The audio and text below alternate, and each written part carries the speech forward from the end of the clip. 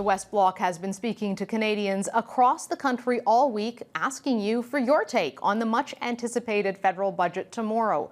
Joining us now is personal finance expert Preet Banerjee. Preet, you know all about money, finances, the economy. Thanks for coming on the show. Oh, my pleasure. Thanks for having me, Mercedes.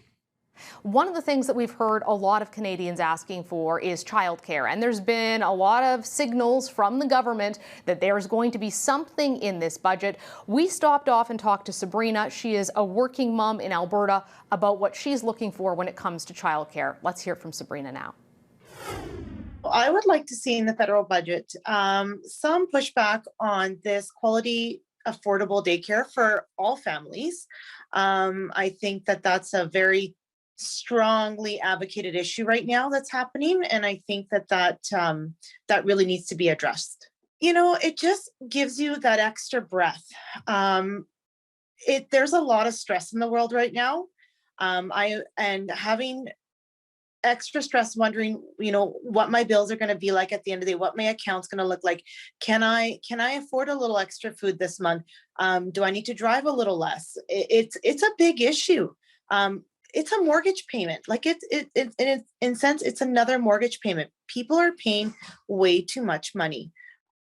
And Preet, this is not a new issue. People have been talking about the need for childcare for a long time. It's also a very expensive, big ticket item for the government. What are you expecting to see tomorrow? I did see that the House of Commons Finance Committee presented in a pre-budget consultation a starting price tag of $2 billion per year. We won't know what that number is going to be until Monday when the budget drops. But to give you some perspective, in Quebec, the cost is about $181 per month per child, whereas in other parts of the country, it'd be closer to $1,000 or $1,500 per child. So to roll out a national size program to get that cost down to that level in Quebec was estimated about being $11 billion. So I don't think we'll quite see that level. I think probably closer to the few $billion range with expansion over time. And Preet, I know it's something a lot of folks are looking for. Is this a program that would typically pay for itself? That's what the Liberals are arguing, that women will get back into the workforce, but it's still an awful lot of money. It is, and I think you have to take a long-term perspective as to some of the problems that we're solving. There are a lot of people who are trying to figure out, well, do I stay at home or do I pay for childcare and go back to the workforce?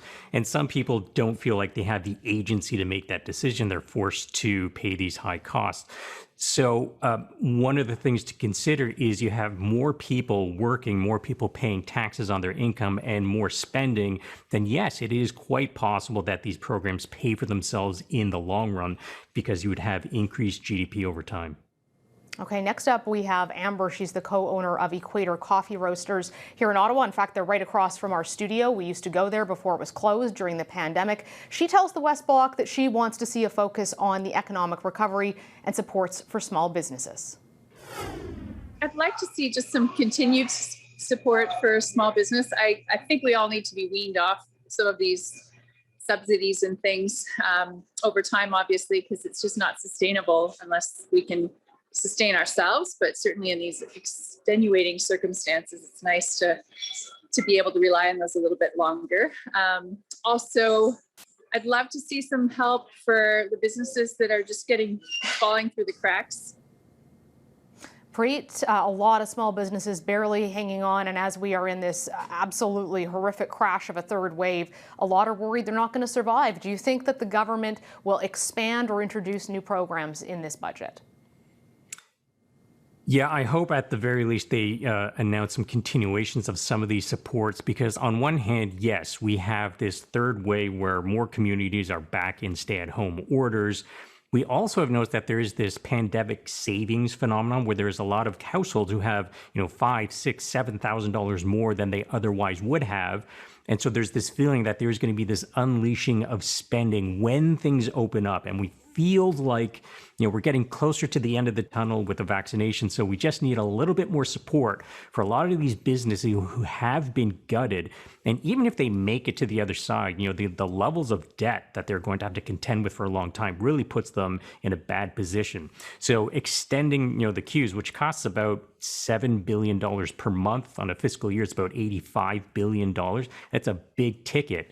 But if we can wean that off during the course of the year and it's more targeted to the communities that are still locked down, whereas others are open up, it may be a more palatable bill in the long run, and it may be better for the economy in the long run to provide those businesses with some kind of certainty that they will be able to survive.